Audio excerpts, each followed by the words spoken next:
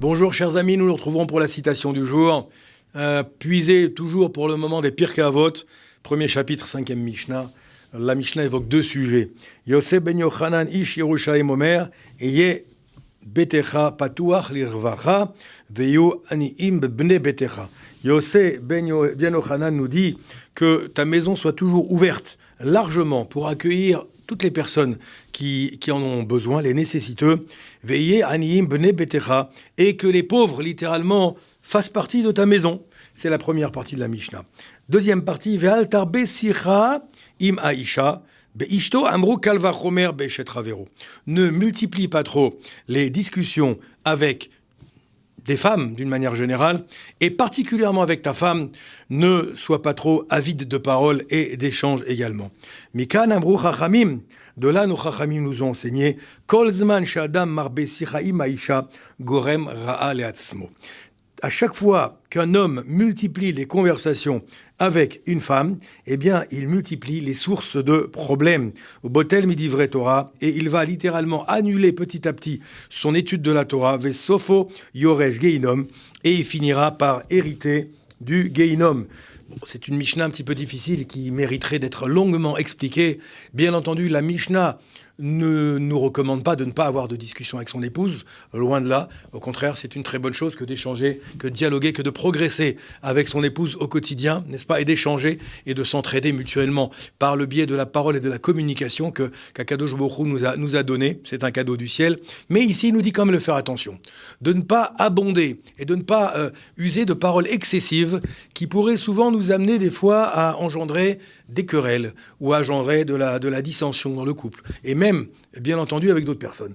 Quand il nous dit effectivement de ne pas multiplier les paroles, les propos avec d'autres femmes, ça on peut le comprendre plus facilement. Il n'est pas une bonne chose pour un homme d'aller multiplier les échanges et les conversations avec des femmes, à l'exception de son épouse. Et s'il le fait, ça doit être fait de manière mesurée et de manière, bien entendu, cadrée de manière cachère, bien entendu, et réfléchie. Pour illustrer un petit peu cette histoire, on nous raconte qu'il y avait un jeune marié qui avait pris au pied de la lettre cette Mishnah. Et puis lui, qu'est-ce qui s'est passé ? Son mariage, une fois passé, il a décidé de ne pas communiquer avec son épouse. Il ne faisait que des gestes et des clins d'œil. Alors l'épouse, au bout d'une semaine de mariage, elle est un petit peu déboussolée, la pauvre. Elle est partie voir son papa. Elle dit « Papa, je ne comprends pas. Mon khatan, tout se passait bien avant le mariage. Et voilà maintenant, il s'est mis à étudier les Mishnayot de Pirkei Avot. Et puis maintenant, il ne m'adresse pas la parole. Il me fait que des signes, que des clins d'œil. » Bien entendu, elle était triste de cette situation. Alors, qu'est-ce qui s'est passé ?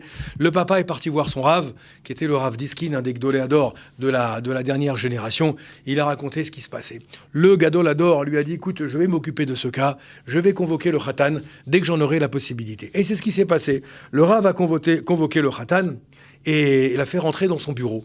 Et en vérité, le Rav était en train d'étudier. Il a laissé le Khatan en train d'attendre à côté de lui. Un quart d'heure, une demi-heure, 3/4 d'heure, 1 heure et quart, 1 heure et demie. Le Khatan ne savait pas quoi faire. Il s'approchait un petit peu pour marquer sa présence auprès du Rav. Et le Rav continuait à étudier comme si de rien n'était. 1 heure et demie, 2 heures. Au bout de 2 heures de temps, qu'est-ce qui s'est passé ? Le Rav n'a pas fait cas du jeune homme. Il a fait venir son épouse. Son épouse est venue, il lui a demandé de s'asseoir à côté de lui. Et puis il a commencé à parler avec elle. Comment vas-tu ? Comment se passe ta journée ? Qu'est-ce que tu as fait aujourd'hui ? Son épouse, que de lui répondre. Je suis parti au marché, j'ai fait ci, j'ai fait ça. Ah, très bien, qu'est-ce que tu as fait pour le repas ? Qu'est-ce que tu as préparé à manger ? Son épouse, que de lui répondre, etc. J'ai fait ci, j'ai fait ça. Et au bout d'un moment, son épouse est partie. Et le Rav a dit au jeune homme, je te remercie, tu peux t'en aller. Je dois maintenant partir à un autre rendez-vous. Sur le moment, le jeune a été déboussolé. Mais longtemps plus tard, le jeune a compris 2 enseignements que le Rav voulait lui transmettre par son comportement. Le premier enseignement, combien un homme se sent mal lorsqu'on ne lui parle pas et lorsqu'on ne fait pas attention à lui. C'est le premier enseignement. Et le deuxième ici, même un homme aussi vénérable, que ce Rav Diskin, eh bien combien il a pris l'attention de s'asseoir avec son épouse, de discuter avec elle, même a priori de choses futiles de la vie de tous les jours, il y a donné la plus grande importance. Donc de là, on apprend effectivement cette Mishnah que bien entendu il faut communiquer, que bien entendu il faut échanger, que bien entendu il faut prendre le temps de donner de l'attention à son épouse et à son mari, et vice-versa, bien entendu, mais le faire toujours de manière mesurée, de manière réfléchie et de manière cachère. C'est ce que je vous souhaite à tout à chacun. À très bientôt pour une nouvelle citation.